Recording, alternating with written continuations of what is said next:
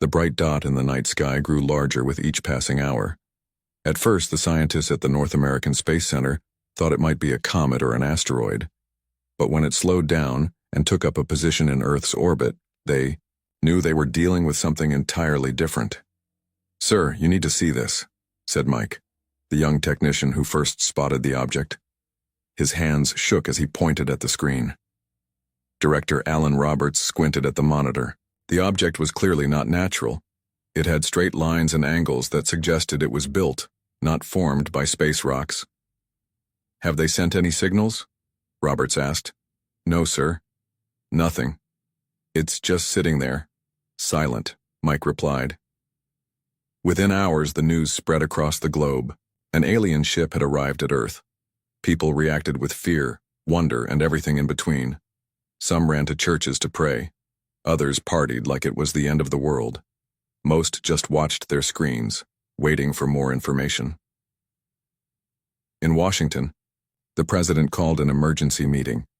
Military leaders, scientists, and government officials gathered in a secure room deep beneath the White House. "We need to make contact," said the president, looking tired and worried. "But we also need to be careful. This could be the greatest moment in human history, or the beginning of the end." Jack Wilson stood at attention in the back of the room. As the commander of the Special Space Operations Team, he knew he would be involved in whatever happened next. Jack was 42 years old, with gray starting to show in his dark hair. 20 years in the military had left him with a strong body and a face that rarely showed emotion.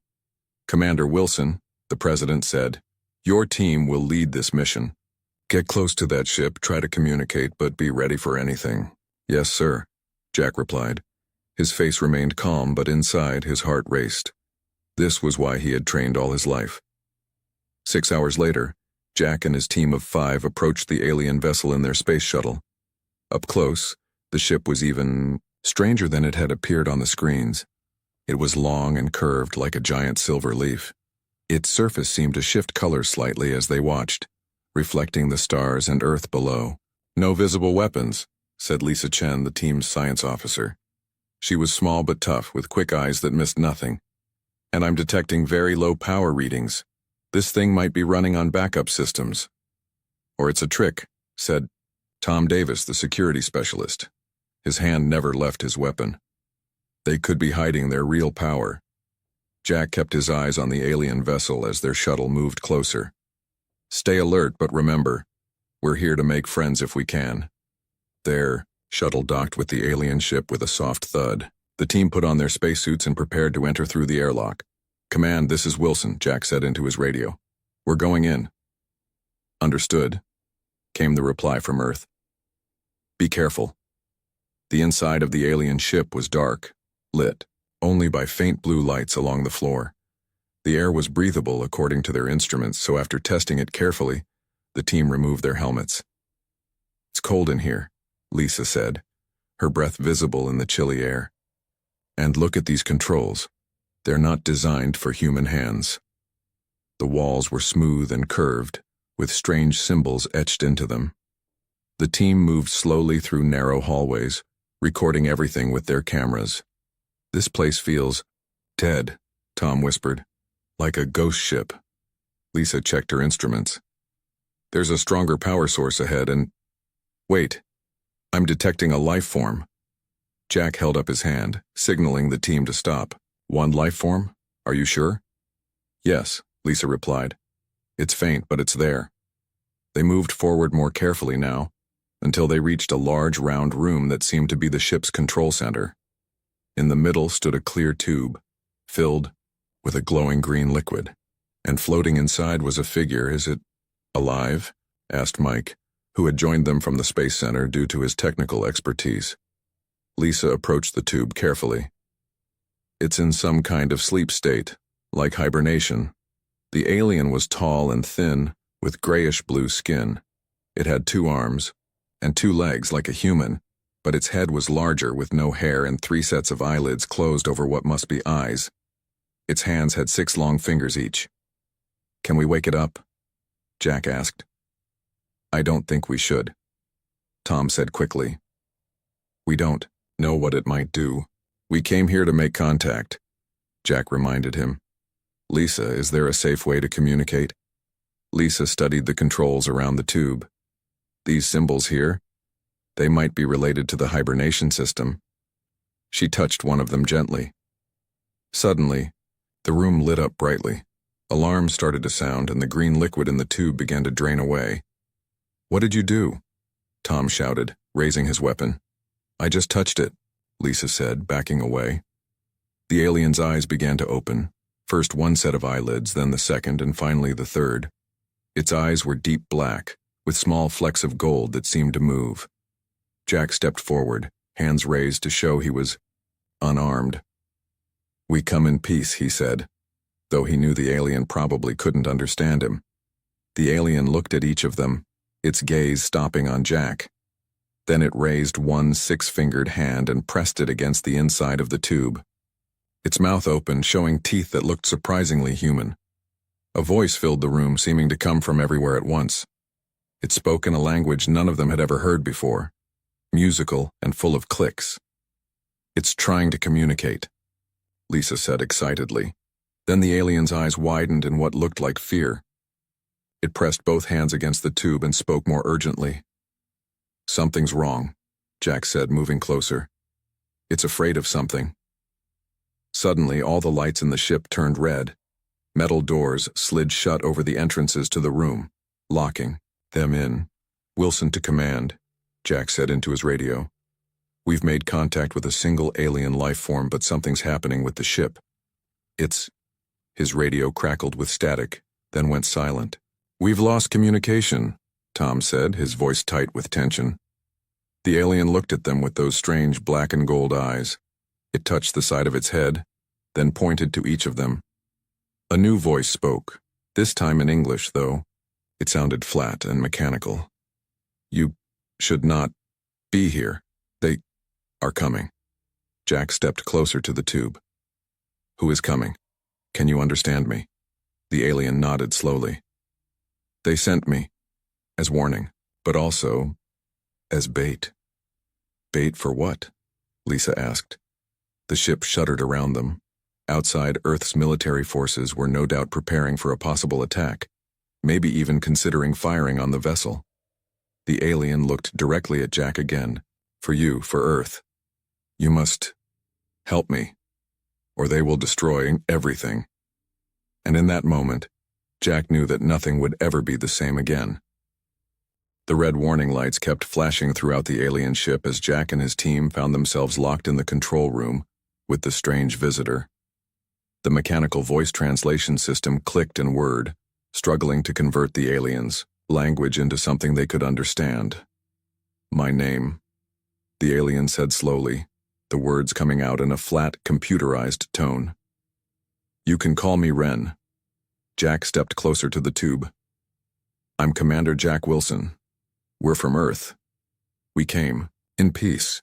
Ren's large head tilted slightly to one side. Peace. Yes, that is why I am here. But not how you think. The tube around Ren began to open with a hiss and Tom raised his weapon again. Stand down, Jack ordered. Let's hear what he has to say. Ren stepped out of the tube unsteadily, his tall, thin body swaying as if unused to gravity. He stood nearly 7 feet tall, towering over even Jack. Up close, his skin wasn't just grayish-blue but had patterns that seemed to shift slightly, like oil on water. This ship, Ren said, touching the wall with his 6-fingered hand. Not ambassador ship, prison ship, Lisa gasped. You're a prisoner? Ren's 3 sets of eyelids blinked in sequence. Yes, criminal. Dangerous criminal. He tapped his large head. Dangerous ideas. Jack frowned. What kind of ideas could be so dangerous that they'd send you away in a ship? Before Ren could answer, a loud bang echoed through the ship. Something was trying to get in. That will be your military, Ren said. They think I am threat. They are right, but not how they think. Tom moved to the sealed door. We've lost contact with command. They're probably trying to rescue us. Or neutralize what they see as a threat, Jack added. He turned back to Ren. We need to establish communication and let them know we're okay. Ren, shook his head. Not okay. Nothing okay. He walked to a control panel and waved his hand over it. A screen lit up showing images of stars and planets. I come from far away. The collective. The screen showed a star system with 12 planets. Then it zoomed in on one world covered in gleaming cities. The collective is one mind, many bodies, all connected. Ren touched his head again. Born connected. Think together. Feel together. Act together. A hive mind? Lisa asked, fascinated. Your entire species shares one consciousness? Yes, but Ren hesitated, his large eyes blinking rapidly. I was different. I could disconnect, think alone, have own thoughts. He looked at each of them. You all think alone, separate, individual. Another loud bang shook the ship. They're going to break through soon, Mike warned. Jack made a quick decision. Ren, we need to contact our leaders. Explain who you are and why you're here. Can you help us restore communications? Ren moved to another panel. I try, but first you must understand I was sent away because dangerous. I questioned the unity. I wanted freedom. The word seemed to cause him pain. They said I was sick. Put me in this ship. Set course for empty space. To drift forever. Then, how did you end up at Earth? Lisa asked. Solar storm damaged navigation. Ship found nearest habitable world. Ren's fingers moved across the panel. Your Earth. The banging grew louder. Metal groaned as someone or something tried to cut through the sealed doors. The ship's defense systems activated when it detected your approach, Ren explained. It is programmed to keep me in, others out. Can you shut them down? Jack asked. Ren's eyes fixed on Jack's. If I do, your military will take me. Study me. Cut me open. Jack wanted to deny it, but he knew Ren was probably right. Standard protocol for first contact with potentially hostile aliens would involve containment and thorough examination. I won't let that happen, Jack said firmly. You have my word. Ren stared at him for a long moment. In the collective, word means nothing. All thoughts are shared. Lies impossible. He blinked all 3 sets of eyelids. But I see truth in your eyes. Like me, you think differently. The door began to glow red as cutting torches worked from the other side. Ren pressed several controls. The ship hummed as systems came back online. Communications restored, but ship defenses also active. Will protect me, as programmed. Jack quickly activated his radio. Command, this is Wilson, do you copy? After a moment of static, a voice came through. Wilson, this is General Grant. Report your status immediately. Sir, we've made contact with a single alien occupant. His name is Ren. He's not hostile, but the ship's automated defense systems are active. Tell the breach team to stand down. Before, a loud explosion cut him off as the door blew inward. Smoke filled the room as armed soldiers in hazmat suits rushed in. Stand down, Jack shouted. We have a peaceful contact. But in the confusion, one of the soldiers fired a shot. It missed Ren but hit a control panel which erupted in sparks. Suddenly, the entire ship shuddered, and a high-pitched alarm began to sound. What's happening? Lisa shouted over the noise. Ren's face showed clear alarm, even though his features were alien. Self-defense protocol activated. Ship will protect itself. Outside the control room, they heard more explosions and shouts of pain. Tell your soldiers to leave ship, Ren said urgently. Automated weapons will target all intruders. Jack relayed the order through his radio, and the breach team began to retreat. But the damage was done. The ship's systems were now in full defensive mode. Ren worked frantically at the controls. Cannot stop defense protocol once started. Ship is thinking it is under attack. A holographic display appeared in the center of the room, showing Earth's military ships surrounding them. Small objects were launching from Ren's ship, some kind of defensive weapons. No, Ren cried, his mechanical voice translation unable to capture the emotion in his actual voice. We'll cause war. Jack made a split-second decision. Can you access the ship's navigation? Can we move away from Earth? Ren nodded and moved to another panel. The ship hummed louder as engines powered up. Wilson, what the hell is going on up there? General Grant's voice came through the radio. That ship is powering weapons. Sir, we're trying to move the ship away to prevent conflict. The defense systems activated automatically. The alien is cooperating. I repeat, he is not hostile. Those are not your orders, Commander. You are to secure the alien and abandon ship. That's an order. Jack looked at Ren, who was still working desperately at the controls. In that moment, Jack saw not a dangerous alien prisoner but someone fighting for his life. Someone who had been punished simply for wanting to be free. I can't do that, sir, Jack said quietly. What did you say, Commander? The general's voice grew cold. I said I can't abandon him. This ship is set to defend itself. If we try to take Ren by force, people will die, on both sides. The ship began to move, slowly pulling away from Earth's orbit. Wilson, you are relieved of command. This is now a hostile action. All units prepare to... Jack switched off his radio. He turned to his team. I can't order any of you to stay. This is my decision. Tom stepped forward. You're going against direct orders, Commander. I am, Jack admitted, because sometimes orders are wrong. Lisa moved to stand beside Jack. I'm staying. This is first contact. This is why we trained. Mike nodded. Me too. Only Tom hesitated. They'll court-martial you for this, you know? Jack nodded. Probably, but I couldn't live with myself if I handed him over to be dissected. As the ship accelerated away from Earth, Ren watched them with his strange eyes. Why help me? I am nothing to you. Jack looked out at the stars growing brighter as they left Earth behind. Because on our world, we believe that freedom matters. That individuals matter. Freedom, Ren repeated, the word sounding less painful now. That is why they fear me, why they sent me away. He looked at each of them. The collective fears what it cannot control. Well, Jack said. They were right to be afraid, because now their dangerous prisoner has found allies. The ship sped deeper into space, carrying them all toward an uncertain future. The escape pod shot through Earth's atmosphere, flames licking at its sides as it descended. Inside, Jack held tightly to a support rail while Ren worked the controls with his six-fingered hands. Can you land this thing?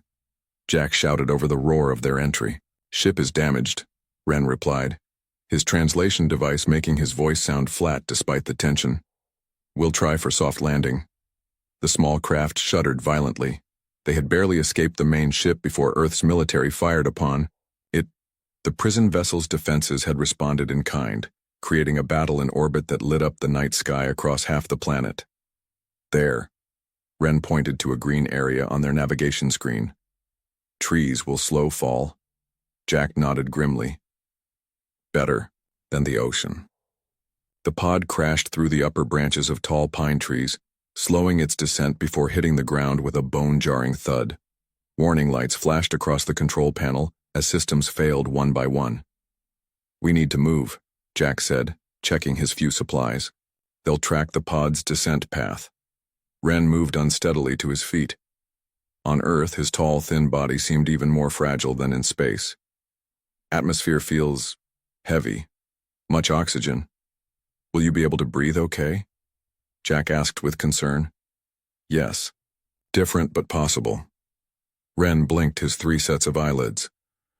But your son? Very bright. Jack dug through the emergency kit and found a pair of sunglasses. Try these. The alien slid them over his large eyes, looking oddly human despite his blue-gray skin and hairless head. They left the smoking pod behind and moved deeper into the forest. Jack guessed they were somewhere in the northern United States or southern Canada. Based on the vegetation, it was early autumn with the leaves just beginning to change color. Your world. So much life, Ren said, touching a tree trunk with wonder. The collective worlds are ordered, controlled. Jack checked his compass. We need to find shelter and figure out our next move. They will send hunters, Ren said suddenly, his voice low. Not just your military, the collective. Jack stopped walking. Your people? But how would they know where you are? We're light years from your home. Prison ship sends signal if prisoner escapes, built into design. Ren pointed to his own chest. Also tracker inside me. Can it be removed? Ren shook his head. Linked to vital systems. Remove tracker, I die. Jack cursed under his breath. So we've got Earth's military and your people both hunting us, great. They walked for hours, moving deeper into the wilderness. Jack had been trained for survival situations, but he'd never imagined he'd be using those skills to help an alien fugitive. By nightfall, they found a small cave that offered some shelter. As Jack worked to start a fire, he thought about what he'd done. He'd disobeyed direct orders, abandoned his team, become a traitor to help someone he barely knew. You regret helping me? Ren said, watching him with those strange eyes behind the sunglasses. Jack looked up. I don't regret it, but I'm wondering if I made the right choice. Choice. Ren repeated the word carefully. In the collective, no choice exists. All decisions made by unity. All thoughts shared. That sounds awful, Jack said as the fire caught the dry wood. Never knew different was natural. Ren moved closer to the fire, his thin body shivering slightly in the cool night air.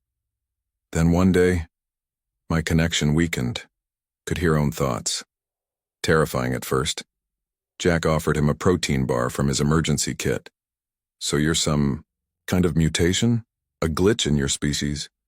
Perhaps. Or evolution. Ren examined the food bar carefully before taking a small bite, began to question. Why must all think same? Why no room for new ideas? And that's why they exiled you? For asking questions? Ren's expression changed slightly. Even with his alien features, Jack could recognize sadness. Not just questions.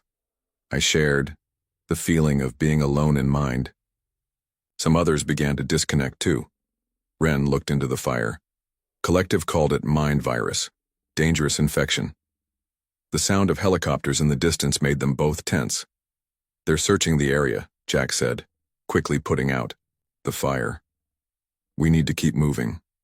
They traveled by night after that, hiding during the day. Jack's military training helped them avoid patrols and search parties.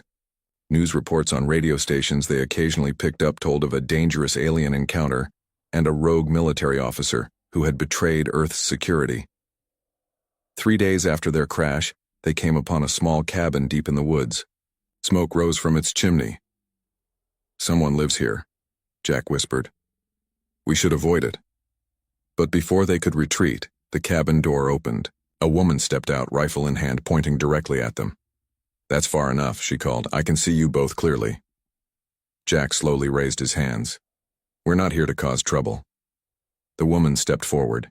She was in her 50s, with gray-streaked hair tied back and the weathered face of someone who had spent years outdoors. You're that soldier they're talking about on the radio, she said, keeping the rifle steady. The one who helped the alien escape. Yes, Jack admitted. Her eyes shifted to Ren, widening slightly at his alien appearance despite the sunglasses and coat Jack had found to disguise him. I'm Maria, she said, after a long pause. And I don't much care for the government telling me what to think about anything. She lowered the rifle slightly. You both look half-starved. Come inside. Maria's cabin was small but well-equipped. She lived off the grid, generating her own power through solar panels and a small windmill. Used to work for the tech industry, she explained as she served them hot stew. Got tired of helping them spy on people. Came out here 5 years ago. Ren studied her communication equipment with interest. Advanced technology. Can send signals far. Maria nodded. That's a satellite uplink. I keep tabs on what's happening in the world without letting the world keep tabs on me. Jack explained their situation, leaving out some details for safety. So, they want to lock you up for having dangerous ideas? Maria asked Ren. Sounds like plenty of governments right here on Earth. Suddenly, Ren stiffened. His 3 sets of eyelids blinked rapidly. What's wrong? Jack asked. Feel something? Ren moved to the window, looking up at the night sky. The hunter drones. They have arrived. As if to confirm his words, a high-pitched whine filled the air outside. A bright light swept across the forest. What the hell is that? Maria moved to dim the lights in the cabin. Collective technology, Ren said. Drones that hunt by tracking brain patterns will find me soon. Can they be stopped? Jack asked. Yes, but need equipment. Parts to build disruptor. Maria's face hardened with determination. Tell me what you need. I've got plenty of spare tech around here. For the next 2 days they worked together to build what Ren called a mind shield. Maria's technical knowledge proved invaluable as they improvised with the parts she had collected over the years. Meanwhile, the hunter drones grew closer. Their searchlights could be seen every night, sweeping the forest methodically. Almost complete, Ren said as he connected the final wires on their device. We'll block tracker signal and hide brain patterns. A loud crash outside made them all freeze. That wasn't a drone, Jack said, reaching for the rifle Maria had given him. The door burst open. Colonel Ben Harris stood there, flanked by 2 soldiers, in full tactical gear. Jack Wilson, Harris said, his voice hard. You are under arrest for treason against the United States and crimes against humanity. Jack raised his hand slowly. Ben, you don't understand what's happening here. I understand that you helped an alien hostile escape after it attacked our forces, Harris said coldly. Now step away from it and come quietly. Ren stood slowly, removing his sunglasses to face the colonel with his strange eyes. I am not hostile, but those who hunt me are. Harris's gaze flickered between Jack and Ren. For a moment, Jack thought he saw doubt in his old mentor's eyes. Then the sky outside lit up with an unnatural purple glow. They're here, Ren whispered. The real hunters have found us. The purple light flooded through the windows of Maria's cabin, casting eerie shadows on the walls. The sound that accompanied it was unlike anything Jack had ever heard, a high-pitched hum that seemed to vibrate inside his skull. What is that? Colonel Harris demanded, his weapon still trained on Ren, but his eyes now darting nervously to the windows. Hunter drones, Ren explained, his mechanical voice translation somehow sounding more urgent. First wave of collective forces. Outside, the trees swayed as something large moved through the forest. The purple light grew brighter, pulsing in a steady rhythm. We need to finish the mind shield, Jack said, turning to the half-completed device on Maria's workbench. Now! Colonel Harris looked confused, but the soldiers with him tensed, ready to fire. Stand down, Wilson, Harris ordered. This is still a military operation. Maria stepped forward. Your military operation won't mean much when those things out there start firing. I've seen what they can do. As if to emphasize her point, a beam of energy sliced through the roof of the cabin, leaving a smoking hole. Everyone ducked instinctively. What the hell? One of the soldiers gasped. Colonel Harris hesitated, years of training battling with the unknown threat outside. Finally, he lowered his weapon slightly. You have 2 minutes to explain, he said to Jack. Jack nodded to Ren, who stepped forward, despite the gun still partially aimed at him. The collective sent me away because I discovered their secret, Ren said, his 3-lidded eyes blinking rapidly. But they did not know I discovered it. What secret? Harris demanded. Ren moved to Maria's computer and quickly typed a series of commands. The screen filled with strange symbols that slowly translated into English. The collective is not just one world, Ren explained as he worked. Once was but grew, spread to other worlds. Jack moved to stand beside Ren. You're saying your people conquered other planets? Not conquered. Assimilated. Ren's fingers paused on the keyboard. Find species who think alone like humans. Connect them to collective mind, they become part of us. The cabin shook as something heavy landed outside. The purple light intensified. They're getting closer, Maria warned. Ren continued typing. I found list of worlds marked for assimilation. He looked directly at Harris. Earth on list. The screen displayed a star map, with Earth's solar system clearly highlighted. Harris's face paled. You're telling me your people are planning to invade Earth? To what, take over our minds? Yes, Ren said simply. When I found this, tried to warn targeted worlds, collective discovered plan, called me traitor. Another energy beam cut through, the wall missing Harris's head by inches. The colonel ducked, then straightened, his military training taking over. Even if that's true, how do I know you're not part of their plan? He demanded. Jack stepped forward. Because he risked everything to come here, Ben. Think about it. If he wanted to help them take over, why would he be running from them? Outside, the sound of trees crashing down grew closer. Metal scraped against metal as something mechanical moved through the forest. The mind shield, Ren said urgently.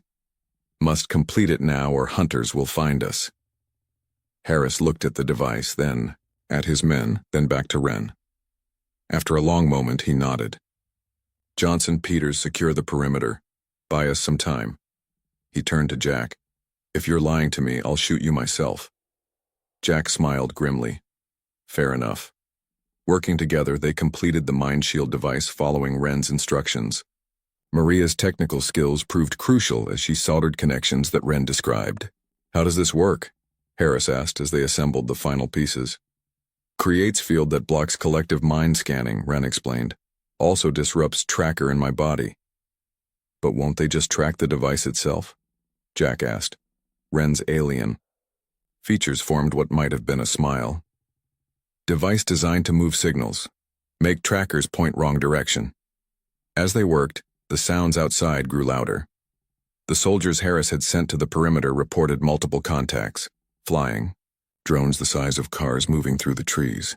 They're surrounding us, sir, Johnson reported through the radio. Like they're looking for something. Hold position but do not engage unless fired upon, Harris ordered. Ren connected the final wire to the device. A soft blue glow emanated, from its center spreading outward in waves. It works, Ren said, relief evident even through his translator. Hunters will lose our signal. The purple lights outside dimmed slightly, then began to move in different directions as if confused. It's working, Jack said, watching through a window. They're breaking off their search pattern. Harris moved to stand beside him. So what? Now we can't hide forever. No, Ren agreed. Mind shield temporary solution. Collective will send more hunters. Stronger ones. Then we need to warn the world, Harris said. If what you're saying is true, Earth needs to prepare. Ren shook his head. Not enough time to prepare. Collective technology too advanced. Earth, weapons. He gestured at the soldiers' rifles. Not effective. Then what do you suggest? Harris asked, frustration evident in his voice. Ren turned to Maria's computer again. Need to show you something else. Real reason I was sent away. On the screen, new images appeared. Strange diagrams and what looked like building plans. My prison ship, Ren explained. Not just prison, also weapon. Jack leaned closer. What kind of weapon? When I discovered collective plans, I also found old technology. From before Unity. Ren's eyes seemed to grow darker. Technology that could break mind connection. Give back individual thought. Harris studied the diagrams. You're saying your ship contains a weapon that could disrupt this hive mind of yours? Yes, built into ship systems. Ren looked at each of them. Could not activate alone. Needed help. Jack suddenly understood. That's why you let your ship get damaged. Why you ended up at Earth. It wasn't an accident at all. Ren blinked all 3 sets of eyelids slowly. Programmed navigation to find world with individual minds. Strong minds that value freedom. You came here on purpose, Maria said, her eyes wide. You wanted us to find you. Yes, Ren admitted. Took great risk. Collective would destroy whole world to stop spread of individuality virus. Harris's radio crackled. Sir, the drones are pulling back, but there's something else coming. Something big. Jack moved to the window and saw the trees at the edge of the clearing bending, making way for a massive shape moving toward them. What is that? He asked. Hunter Prime, Ren said, his voice suddenly quiet. Elite enforcer. Cannot hide from it, even with mind shield. So we fight? Harris asked, checking his weapon. No, Wren said. Must reach my ship. Activate the weapon. Your ship is in orbit, surrounded by our military, Jack reminded him. Not main ship, Wren clarified. Escape pod has connection to main systems, can activate from there. The cabin shook as the Hunter Prime drew closer. Through the window they could see it now. A towering machine with multiple limbs and a glowing center that pulsed with the same purple light as the drones. We need to move, Harris decided. Now. As they gathered what supplies they could, Jack noticed Wren standing very still, his eyes fixed on the approaching Hunter Prime. What is it? Jack asked. Hunter Prime, not just machine, Wren said quietly. Controlled directly by collective leadership, they see through its eyes. He turned to Jack. They know what I plan now. Will do anything to stop us. The gravity of their situation hit Jack fully. This wasn't just about helping one alien refugee anymore. This was about saving Earth from becoming the next world assimilated by the collective. As they prepared to leave the cabin, Wren placed a six-fingered hand on Jack's shoulder. Now you understand why I was sent away, he said. Freedom of thought, most dangerous weapon against unity. Jack nodded. On Earth we have a saying. It's better to die on your feet than live on your knees. Wren's translator took a moment to process this. Yes, he finally replied. This is why I chose Earth. This is why I never wanted to leave. Dawn broke over the forest as Jack, Wren, Colonel Harris, and Maria raced toward the crashed escape pod. The night had been long and dangerous. Twice they had nearly been caught by Hunter drones, saved only by Wren's mind shield device. But the Hunter Prime still followed them, moving steadily through the trees like a giant metal spider, its purple light cutting through the morning mist. How much farther? Harris asked, breathing heavily as they climbed a steep hill. Just beyond. The next ridge, Jack replied. He looked back at Wren, who was struggling to keep up.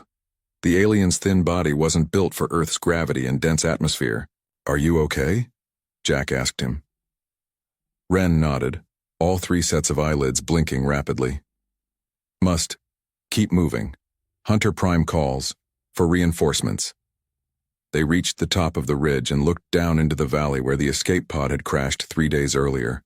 The small silver craft lay half buried in the soft earth, trees broken around it. But they weren't alone. Military vehicles surrounded the pod, and soldiers in protective suits moved around it. Your people found it, Jack said to Harris. The colonel nodded grimly. Standard protocol. Secure and study any alien technology. We can't fight our way through them, Maria warned. Harris studied the scene below, then pulled out his radio. This is Colonel Harris, authorization code Sierra Echo 79. I need to speak to General Williams immediately. After a tense moment, a voice responded. Harris, where the hell have you been? The whole country is looking for you. Sir, I'm with Commander Wilson and the alien. We have critical information about an imminent threat to Earth. Request immediate clearance to approach the crash site. Negative, came the sharp reply.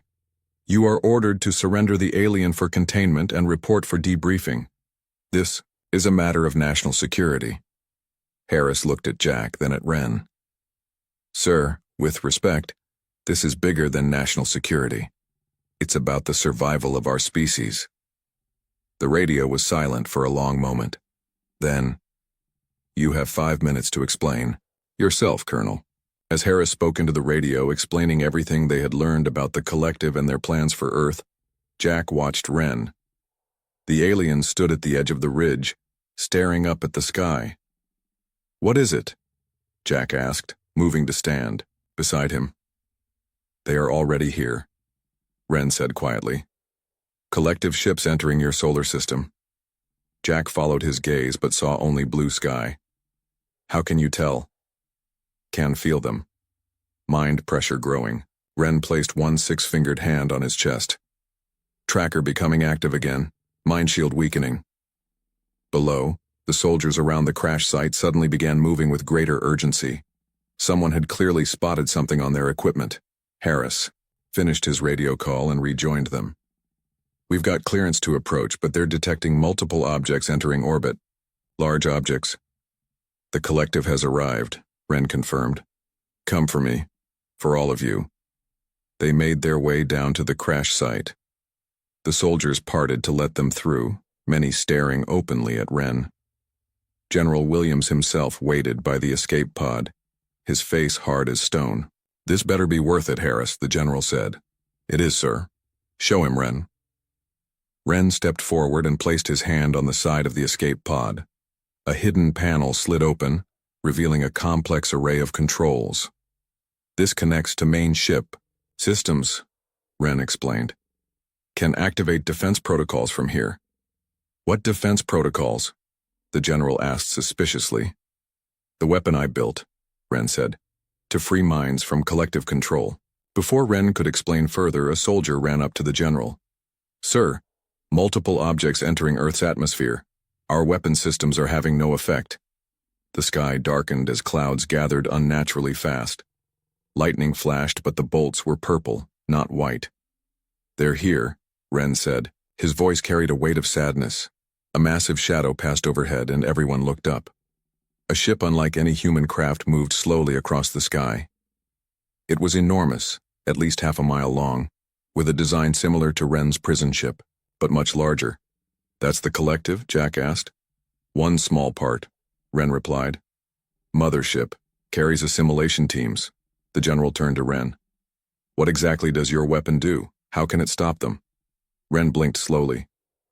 Disrupts mind link. Breaks collective connection. He looked at each of the humans gathered around him. Gives back individual thought. Like a virus, Jack added. It spreads the same disease that Wren has. The ability to think for yourself. The ship overhead stopped moving. A beam of purple light shot down, striking the ground about a mile away. Where it touched, the earth shook.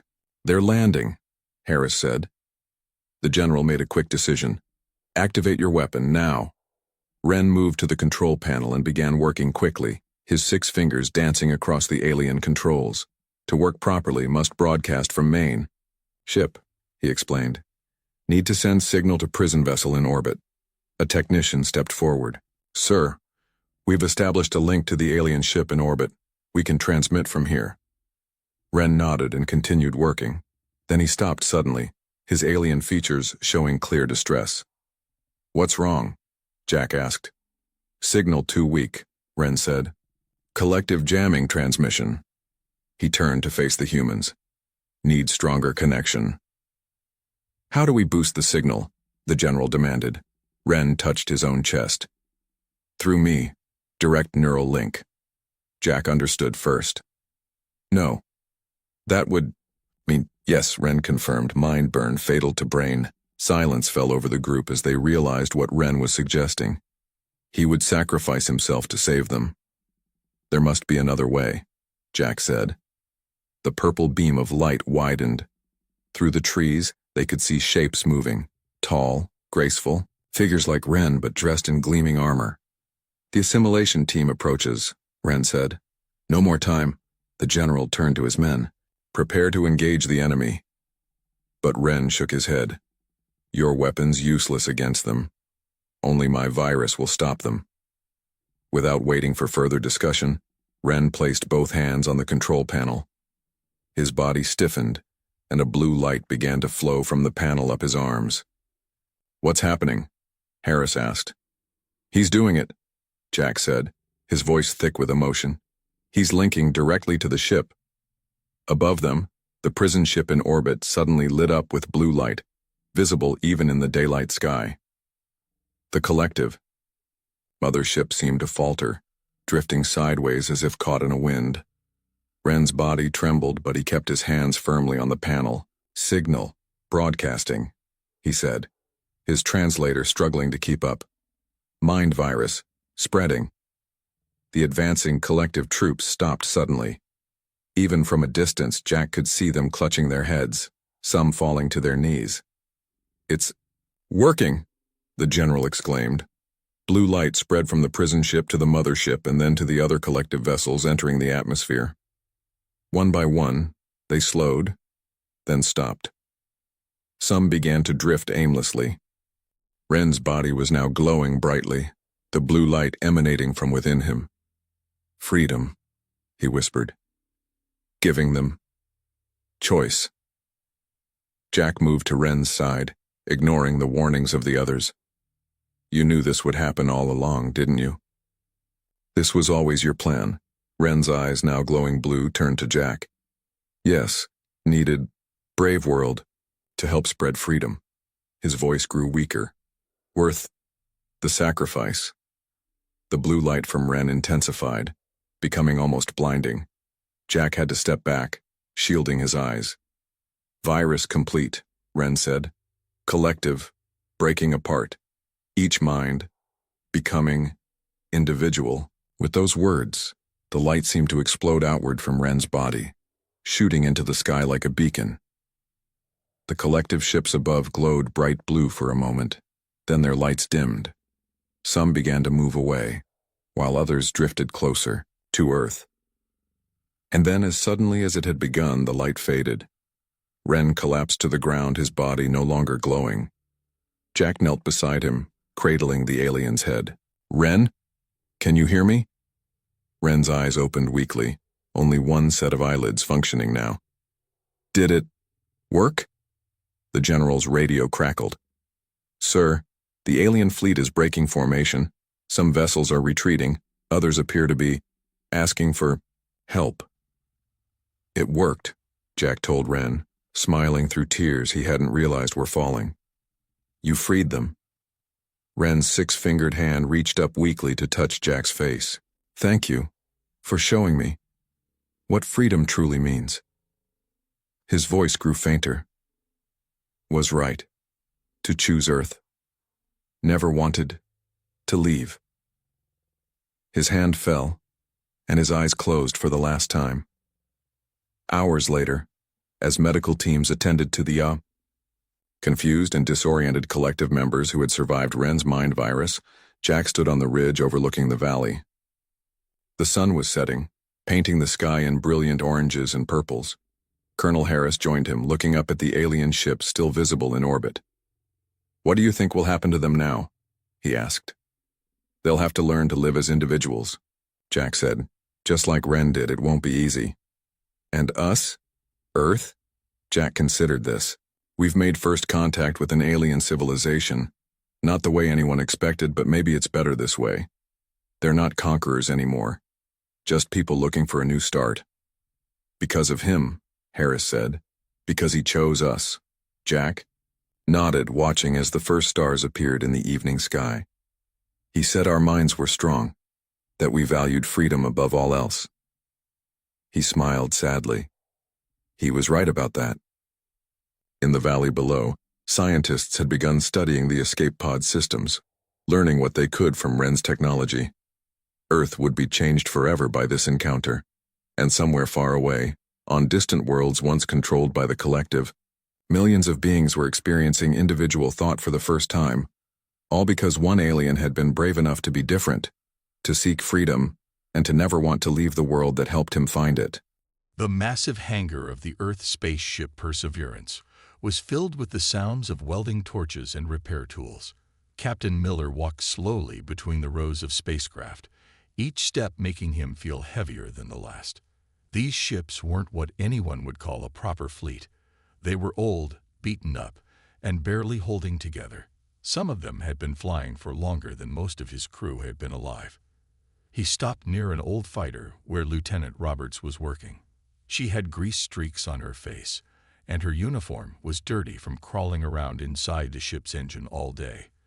The fighter she was fixing was at least 30 years old, built during the first days of space exploration, when humans were just learning to reach for the stars. "How's it looking?" Miller asked, though he already knew the answer wouldn't be good. Roberts slid out from under the fighter and wiped her hands on an old rag. "Well, sir, I've got good news and bad news. The good news is I got the targeting computer working." She paused and gave a small laugh. "The bad news is it only works if we're pointing the ship at a 45-degree angle to the target."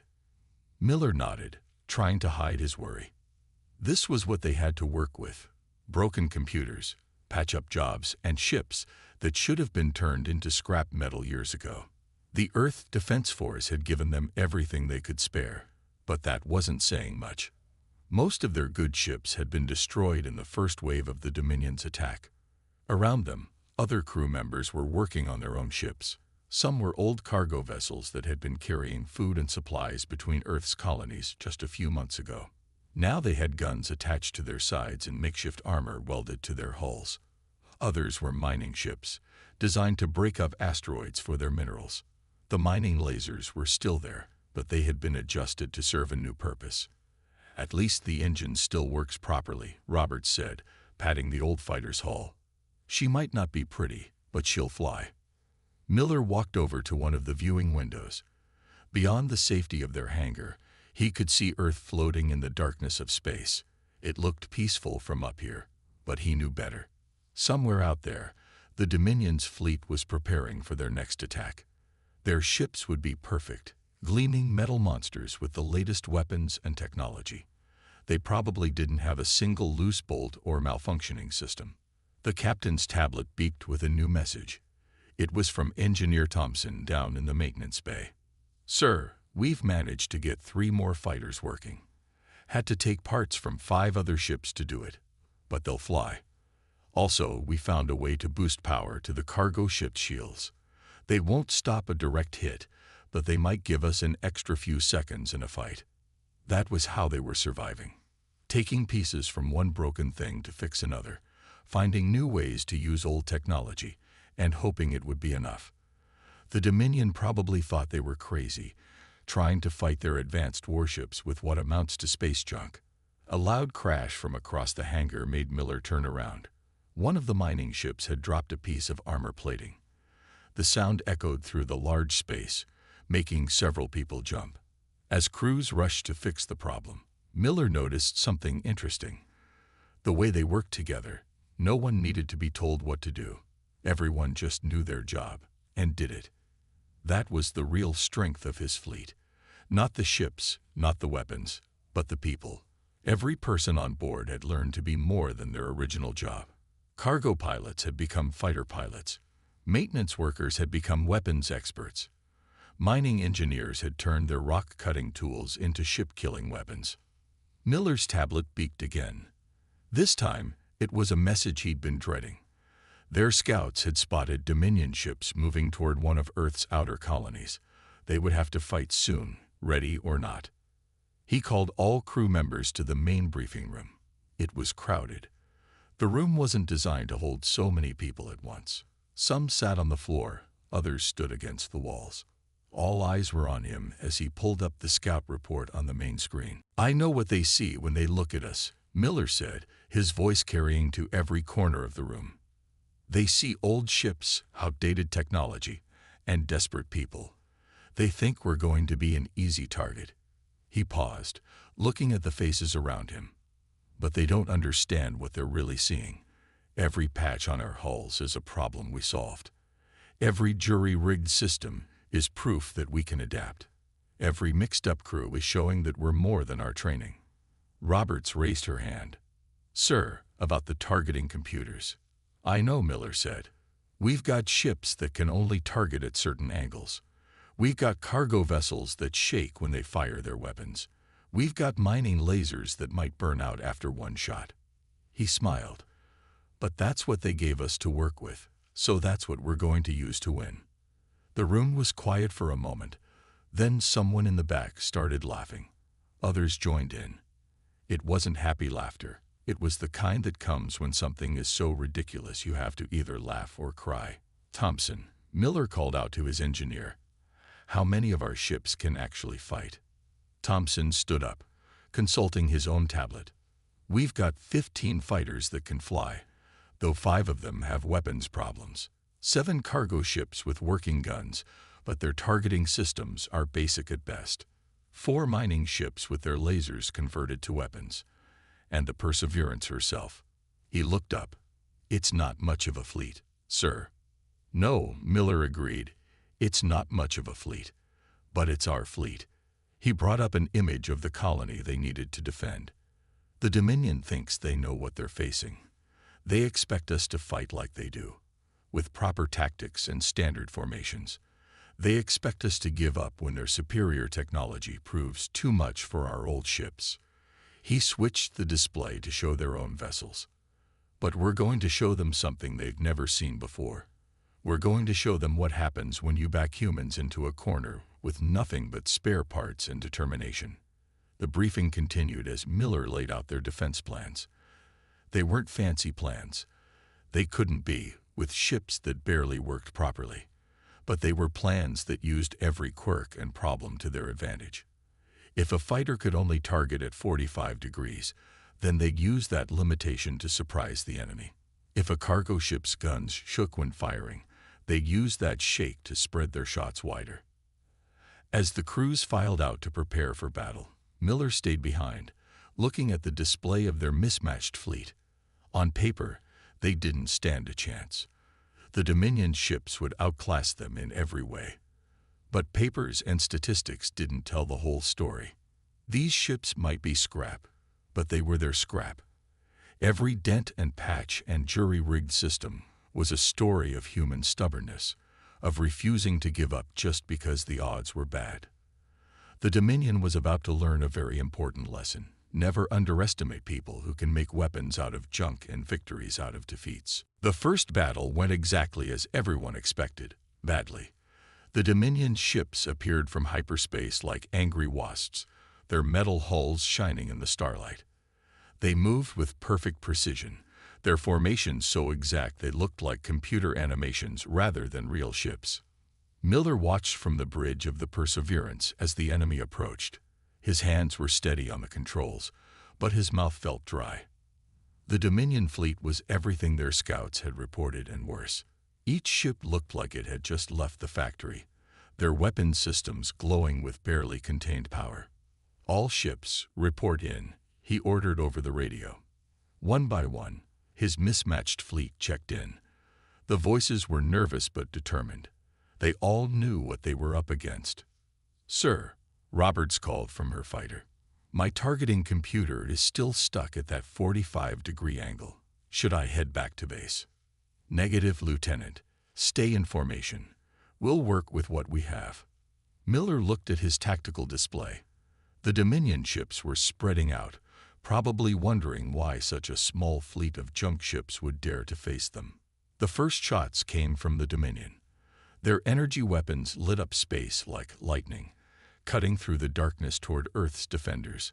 Miller watched as one of his cargo ships took a direct hit. But instead of exploding, the ship's thick hull, designed to survive impacts with space rocks, absorbed most of the blast. "Thompson," Miller called over the radio. "What just happened?" The engineer's excited voice came back quickly. "Sir, their weapons are calibrated for military-grade shields. Our cargo ships have different shielding patterns. They're not as strong, but they're unpredictable. The enemy's targeting computers don't know what to do with them." It wasn't much, but it was something. Miller ordered the cargo ships to move forward, using their bulk to shield the fighters. The Dominion ships adjusted their formation, probably expecting the cargo ships to be slow and clumsy.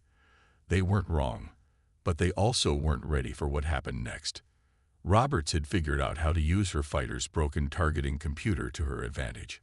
She approached the enemy ships at exactly 45 degrees, the only angle where her weapons would work properly. The Dominion pilots, used to fighting ships that could attack from any direction, didn't see her as a threat until it was too late. Her shots weren't powerful, but they hit the enemy ship in places their shields weren't expecting. Small explosions blossomed along the warship's hull. It didn't destroy the ship, but it showed everyone something important. The Dominion ships could be hurt. The mining ships moved in next. Thompson had spent days modifying their industrial lasers, and now they put his work to the test. The beams weren't as focused as military weapons, but they were powerful. When they hit the enemy shields, something strange happened. The unfocused energy scattered across the shield surface, creating weak points. "The mining lasers," Thompson shouted over the radio. "Their frequency is all wrong for their shield systems. It's confusing their computers. Miller watched as his crews began to adapt to the battle. They weren't fighting like a proper military fleet. They couldn't. Instead, they were fighting like what they were, a collection of civilian ships turned into weapons by desperate people. The cargo ships used their bulk to block enemy fire, their thick hulls holding together better than anyone expected. The mining ships fired their lasers not to destroy, but to create gaps in enemy shields. And the fighters, led by Roberts, attacked from strange angles that the Dominion's computers couldn't predict. But they were still losing. 2 cargo ships exploded under heavy fire. A mining ship's engines failed, leaving it drifting in space. Half of the fighters were damaged or destroyed.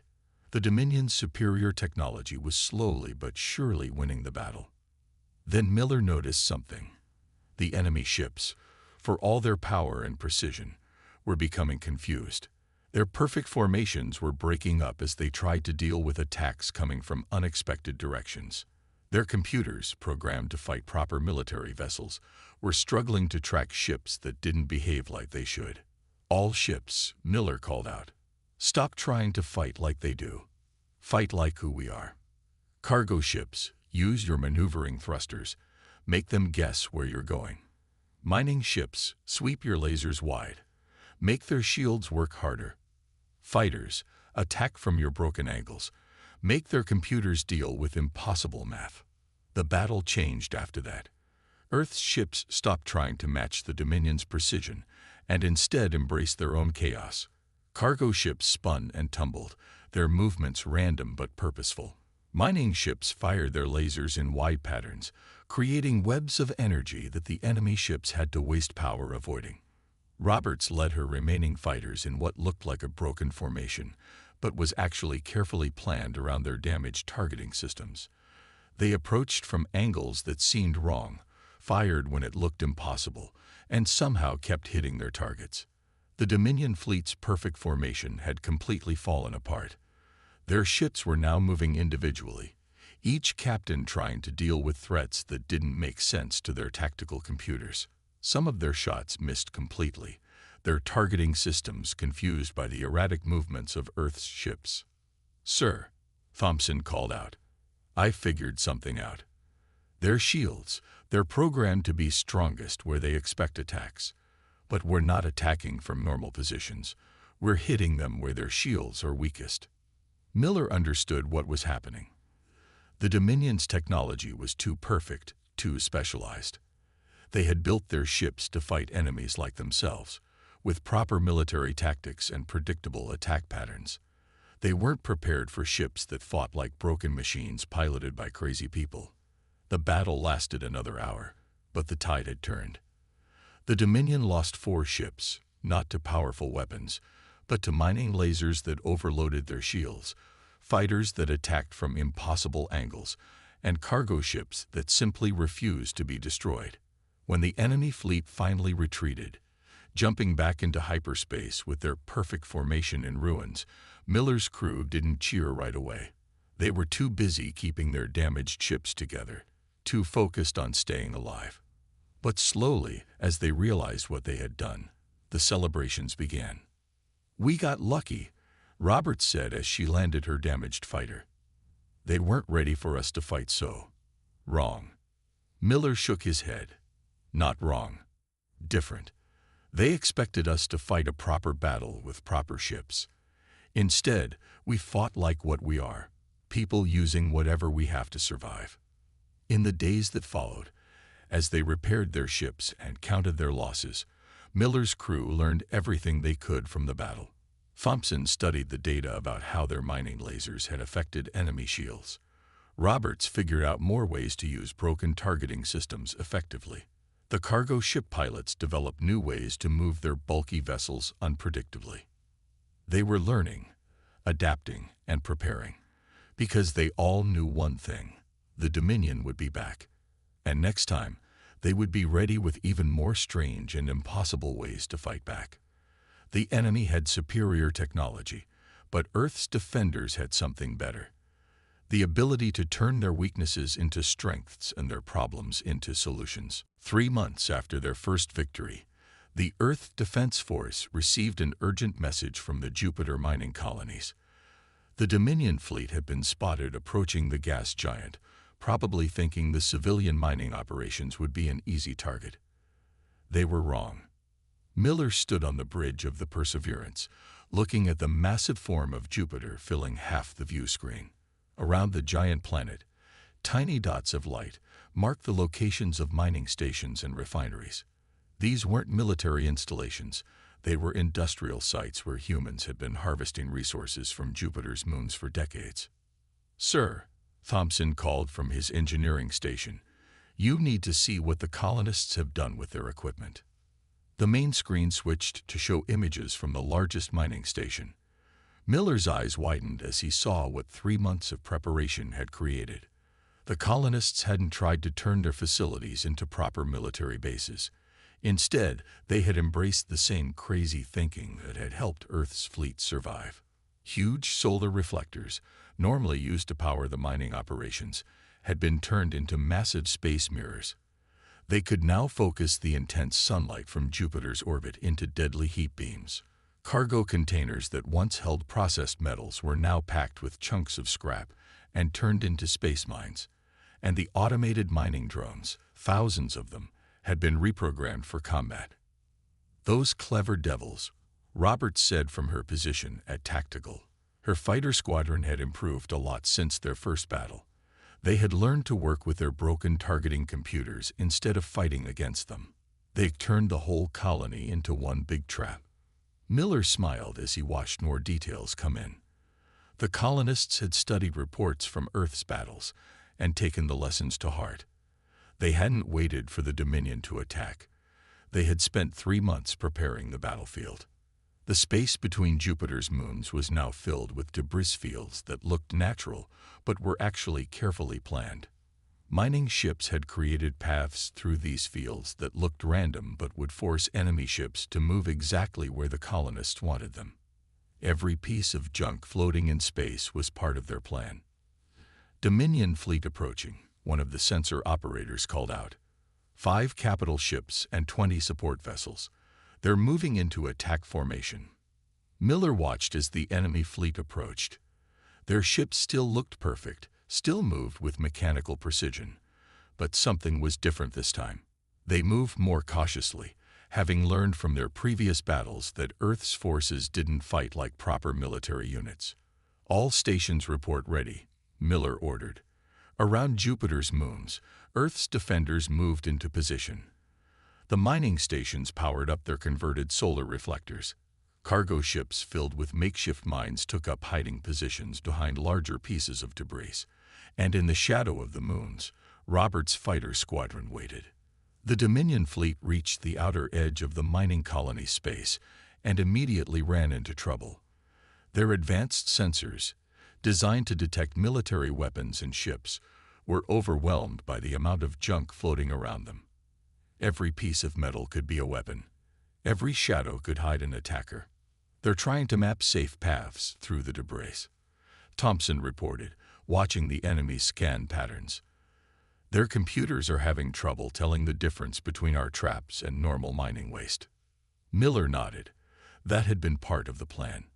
The colonists had spent years learning how to find valuable materials among space debris. Now they were using that knowledge to hide their defenses in plain sight.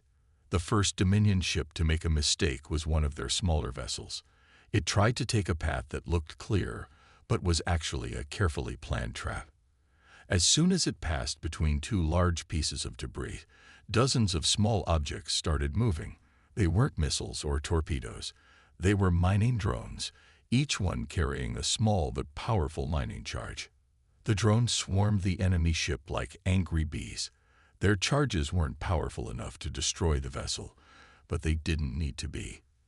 They just needed to confuse its shields, creating weak spots for the real attack. As the ship tried to deal with the drones, one of the solar reflectors turned, catching Jupiter's sunlight and focusing it into a deadly beam. The enemy ship's shields, already stressed from fighting the drones, couldn't handle the sudden heat. Parts of its hull started to glow red, then white. The ship tried to turn away, but the debris field forced it to move slowly and carefully. By the time it escaped the heat beam, significant damage had been done.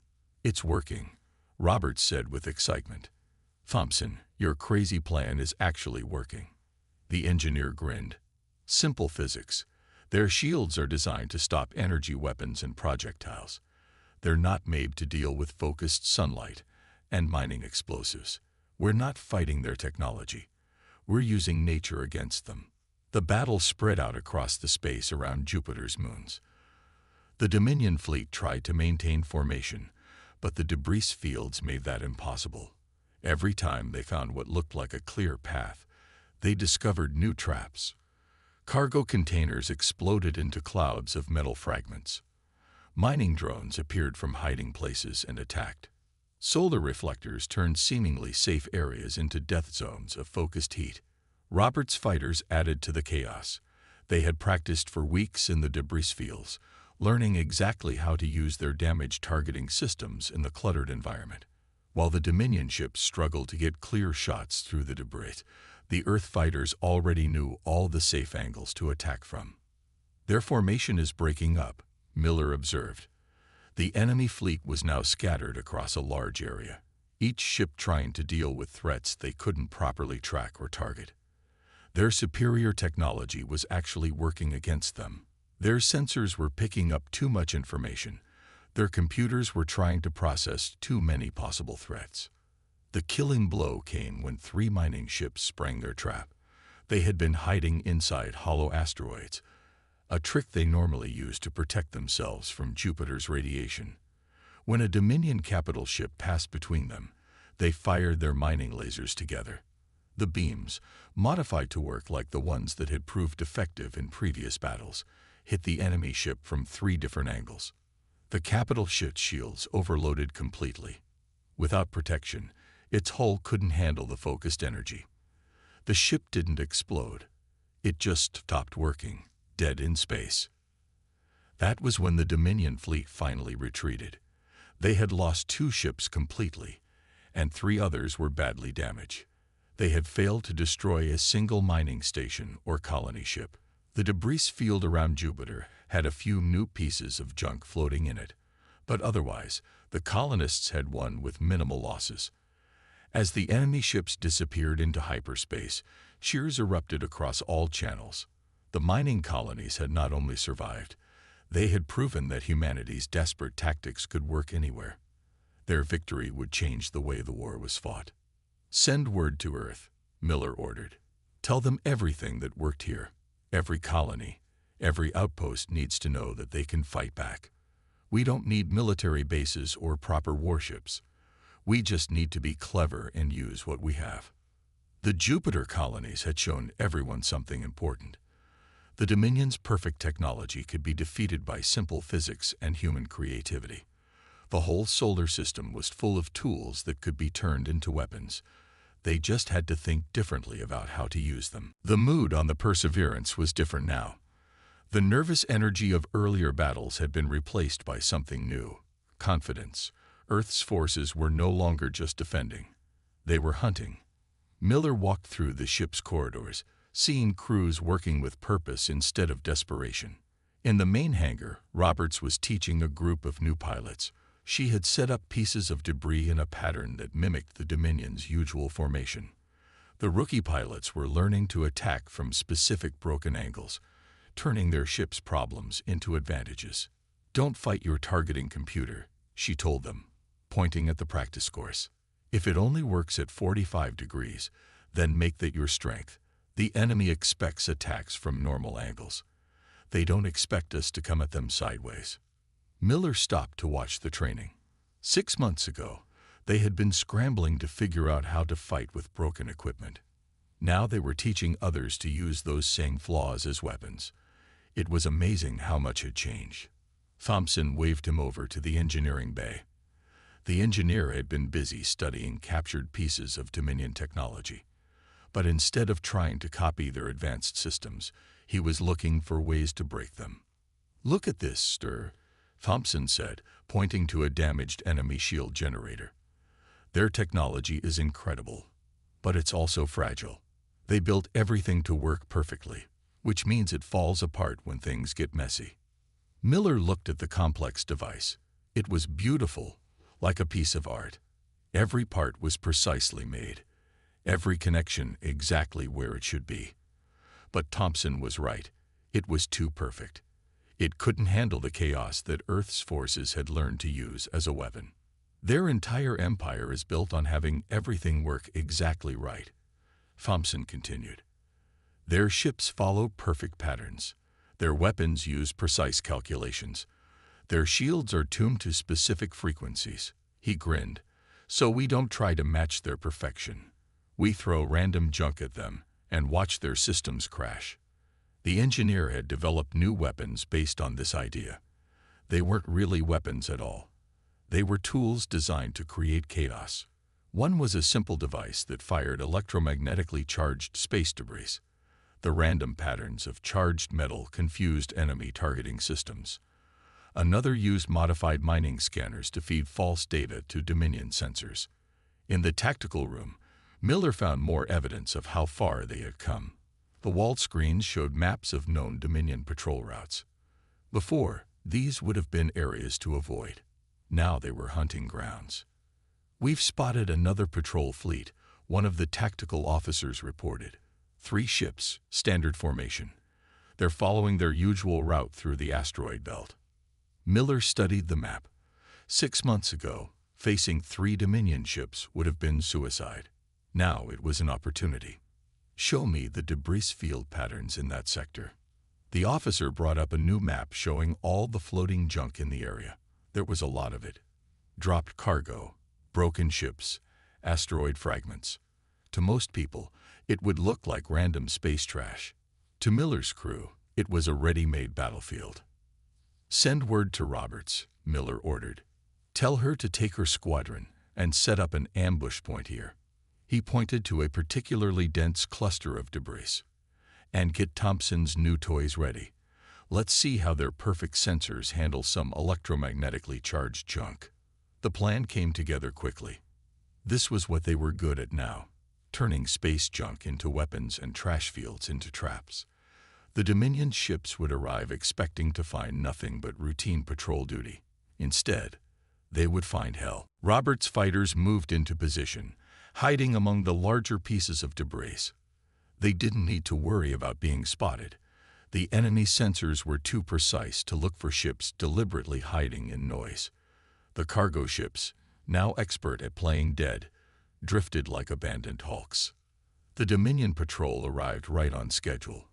Their ships moved in perfect formation, their sensors sweeping space in precise patterns. Everything about them was orderly, controlled, and predictable. They were about to learn why that was no longer a good thing. The battle started with Thompson's new weapons.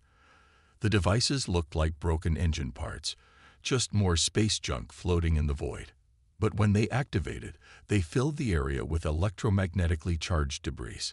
To the Dominion's sensitive scanners, it was like trying to see through a sandstorm. The enemy ships immediately tried to adjust their sensors, running through standard procedures for dealing with interference.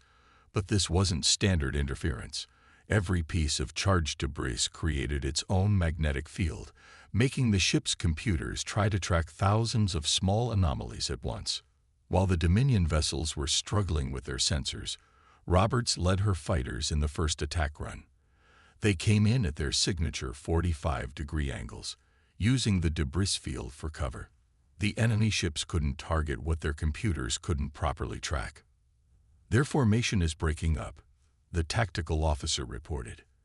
The 3 Dominion ships were moving apart, each trying to find clear space where their sensors could work properly. It was exactly what Miller's forces wanted. The dead cargo ships came to life, their makeshift weapons already aimed at the points where they knew the enemy ships would move. They didn't need precise targeting. They just fired clouds of junk into the space the Dominion ships were trying to escape to. One of the enemy vessels flew right into a cloud of charged debris. Its shields flared as they tried to repel the thousands of small impacts. But the debris wasn't just hitting the shields. It was sticking to them, creating a constantly shifting pattern of magnetic fields that played havoc with the ship's systems. "Look at their energy readings," Thompson said excitedly. "Their shields are using way too much power trying to maintain a perfect barrier.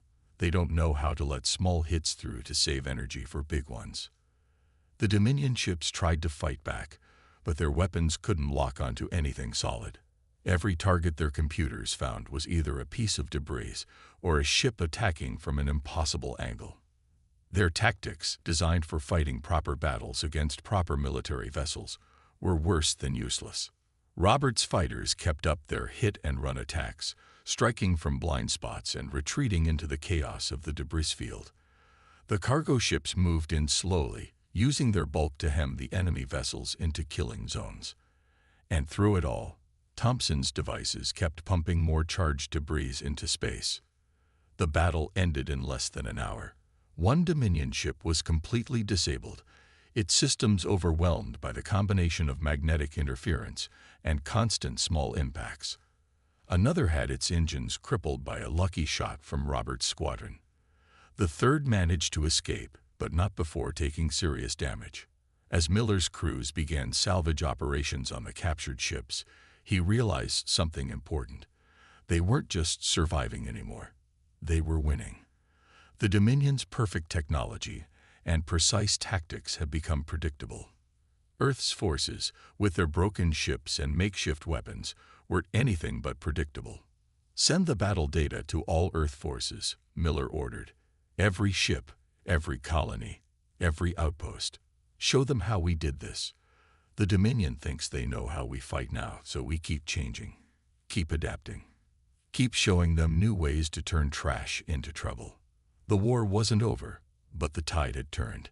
Humanity had found its strength not in trying to match the Dominion's technology, but in embracing their own chaos. Every piece of space junk was a potential weapon. Every broken system was a chance to do something unexpected. And every battle was a chance to show the enemy that perfection could be defeated by creativity. 1 year after the first Dominion attack, the war was reaching its final stage. The Perseverance's hangar bay looked very different now. The ships were still ugly, maybe even uglier than before, but there was a strange beauty in their patchwork appearance. Every dent, every welded plate, every jury-rigged system told a story of survival and adaptation. Miller stood watching his crews prepare for what they hoped would be the last battle. Roberts was checking her fighter, which now had parts from at least 5 different ships attached to it. The targeting computer still only worked at 45 degrees, but she had added a spinning weapon mount that could turn to match the angle. What had once been a flaw was now the core of her fighting style. Thompson moved between the ships, making final adjustments to his latest inventions. The engineer had turned the study of Dominion technology into an art form, not to copy it, but to find new ways to make it fail. His latest creation used captured enemy communication systems to broadcast confusing signals that made their perfect machines fight with themselves.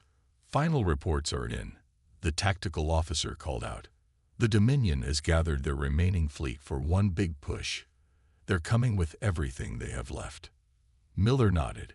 Intelligence suggested the enemy had assembled over 50 ships, the largest fleet they'd sent against Earth yet. But numbers didn't tell the whole story. The Dominion was desperate now, their perfect world shaken by defeats they couldn't understand. "All hands to battle stations," Miller ordered. Around him, crews moved with practiced ease.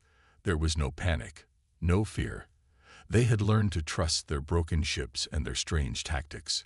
More importantly, they had learned to trust each other. The Earth fleet gathered near the moon, using its gravity to hide their numbers. They had ships from every colony and outpost, mining vessels from Jupiter, cargo ships from Mars, and fighters held together with spare parts and determination. Each one was unique, modified in ways that would make proper engineers cry. "Enemy fleet approaching," sensors reported. "They're moving in standard attack formation." Miller smiled. Even now, after all their defeats, the Dominion couldn't break free from their rigid patterns. They still thought that perfect formation and flawless execution would win the day. They still hadn't learned. "Launch the first wave," Miller ordered. Hundreds of objects moved out from behind the moon. But they weren't ships. They were pieces of space junk, each one carefully modified by Thompson's team. Some had magnetic charges that would stick to enemy shields. Others contained simple devices that broadcast random signals on Dominion frequencies. The enemy fleet's perfect formation began to waver as their sensors tried to make sense of the cloud of debris heading toward them. Their computers, designed to track military targets, were overwhelmed by thousands of small objects moving in chaotic patterns.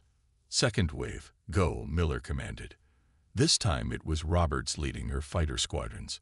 They had painted their ships to look like debris, making them blend in with the cloud of junk. The enemy didn't realize they were under attack until the fighters were already firing from their signature odd angles.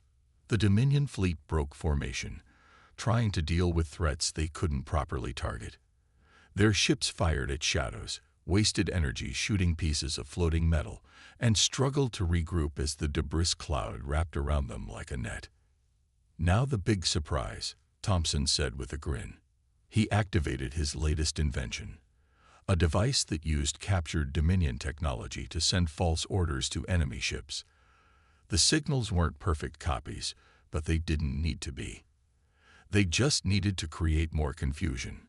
Enemy vessels started receiving multiple sets of orders, each one conflicting with the others. Some ships tried to move forward while others retreated. Weapons targeted empty space because sensor data didn't match visual readings. Communication channels filled with garbage data that their computers couldn't ignore. "Main fleet, attack," Miller ordered. The real Earth ships moved in, led by the Perseverance. They weren't trying to hide anymore. They wanted the enemy to see what was coming for them. Wanted them to see the cargo ships with their makeshift weapons, the mining vessels with their modified industrial lasers, and the fighters that looked like they belonged in a scrapyard. The battle that followed wasn't pretty.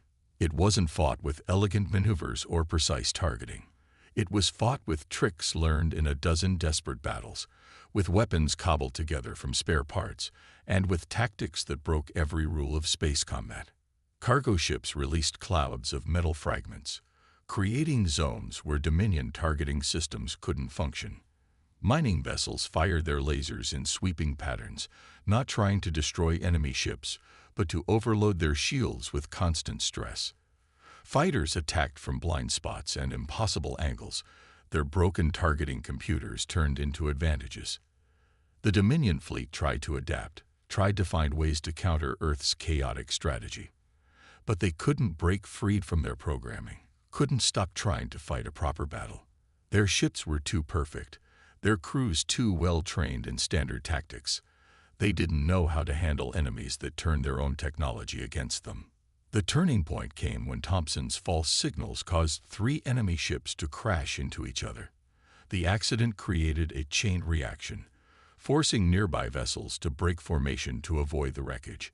In the confusion, Roberts led her squadrons in a massive attack run, all of them firing from that deadly 45-degree angle that had become their trademark. "Their flagship is isolated," Tactical reported. "They're trying to restore order, but their communication systems are completely overwhelmed." Miller gave the order he'd been waiting to give. "All ships, concentrate fire on the flagship. Show them what our junk heap can do." Every Earth vessel that could still fight turned their weapons on the Dominion flagship. Mining lasers, makeshift guns, and improvised missiles all struck at once. The enemy ship's perfect shields, designed to handle proper military weapons, couldn't adapt to the chaos of the attack. They collapsed under the strain. The flagship didn't explode. Instead, it just went dark, all its perfect systems overwhelmed by imperfect attacks. As it drifted powerless in space, the rest of the Dominion fleet seemed to lose its will to fight. Ships began jumping away into hyperspace, retreating in groups, and then individually as their formation fell apart completely.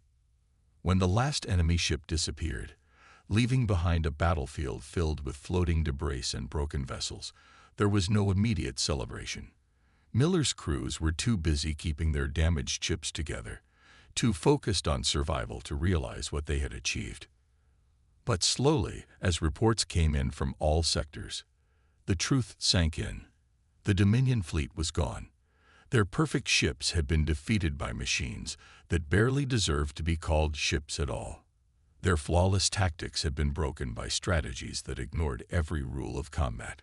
The war ended not with a formal surrender, but with a message received through the very communication system Thompson had built from salvaged enemy parts. The Dominion was withdrawing from Earth's space. They had faced something they couldn't understand, a species that turned weakness into strength and trash into victory. Miller gathered his crew for one final announcement. Looking at their faces, he saw the same mix of exhaustion and pride he felt himself. They had started this war with nothing but broken ships and desperate courage. They had ended it as the rulers of the battlefield. "They sent us to war with scrap," he told his people. "They thought that meant we couldn't win. But they didn't understand what humans can do with broken parts and impossible odds. They didn't understand that sometimes the strongest weapon isn't the most perfect one. It's the one that breaks all the rules." As cheers filled the ship, Miller looked out at his fleet of mismatched vessels. They were still ugly, still held together with patches and prayers. But they had proven something important. In the right hands, with the right spirit, even scrap metal could defeat an empire's perfect machines.